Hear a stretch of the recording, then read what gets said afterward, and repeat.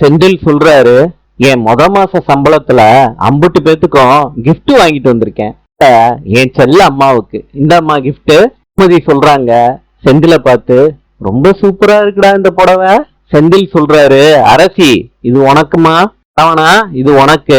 எல்லாருக்கும் ட்ரெஸ் எடுத்துட்டு வந்திருக்காரு செந்தில். எல்லாரும் ட்ரெஸ்ஸ பிரிச்சு பார்த்து சந்தோஷப்படுறாங்க. செந்தில பத்தி பெருமையா சொல்றாங்க. கோமதி கேக்குறாங்க, எல்லாருக்கும் ட்ரெஸ் வாங்கியிருக்க, அப்பாவுக்கு எதுவும் வாங்கலையா செந்தில்? செந்தில் எந்திரிச்சு அப்பா கையில வாட்ச கொடுக்க ட்ரை பண்றாரு. அப்ப பாண்டியன் வாங்க மறுக்கிறாரு. கோமதி சொல்றாங்க, என்னங்க பையன் ஆசையா வாங்கிட்டு வந்திருக்கான், வாங்கிக்கோங்க. பாண்டியன் சொல்றாரு, எனக்கு அதெல்லாம் வேண்டாம் கோமதி. செந்தில் கொஞ்சம் கூட யோசிக்கவே மாட்டியாடா?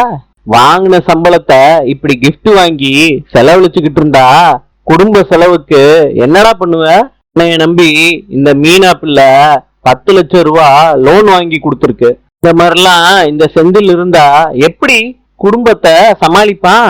கொஞ்சமாவது குடும்ப பொறுப்பு இருக்கணும்டா செந்தில், புரியுதா? நாளை சந்திப்போம்.